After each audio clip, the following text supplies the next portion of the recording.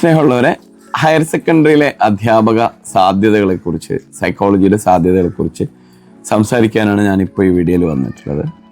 നമുക്കറിയാം, നമ്മുടെ നാട്ടിൽ താരതമ്യേന അത്യാവശ്യം നല്ല ഡിഗ്നിറ്റിയുള്ള ഒരു പോസ്റ്റാണ് ഹയർ സെക്കൻഡറിയിലെ ഒരു അധ്യാപക പോസ്റ്റ് എന്ന് പറയുന്നത്. ഹയർ സെക്കൻഡറിയിൽ 2 അധ്യാപക പോസ്റ്റുകളാണുള്ളത്. ഒന്ന് സീനിയർ പോസ്റ്റ്, ഏകദേശം ഒരു 56,000 മുതൽ 1,15,000 രൂപ വരെ ശമ്പളം ലഭിക്കുന്ന സീനിയർ പോസ്റ്റും, അതുപോലെ തന്നെ 45,600 മുതൽ 95,600 രൂപ വരെ ബാൻഡ് വിഡ്ത്തുള്ള ഒരു ജൂനിയർ പോസ്റ്റ്.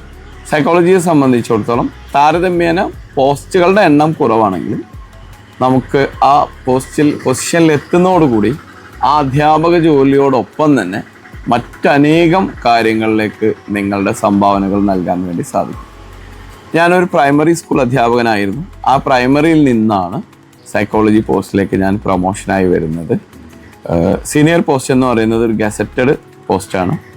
നിങ്ങൾക്ക് അതുവഴി ലഭിക്കുന്ന പദവിയോടൊപ്പം തന്നെ ഒരുപാട് കാര്യങ്ങൾ സമൂഹത്തിന് വേണ്ടി ചെയ്യാൻ സാധിക്കുന്ന ഈ ഒരു മേഖലയിലേക്ക് നിങ്ങൾ വരാൻ ആഗ്രഹിക്കുന്നുവെങ്കിൽ കൃത്യമായ മെൻറ്റർഷിപ്പോട് കൂടി കയറി വരുന്നതാണ് എപ്പോഴും നല്ലത്. ഞാൻ തുടക്കത്തിൽ പറഞ്ഞു, താരതമ്യേന പോസ്റ്റുകളുടെ എണ്ണം കുറവാണ്.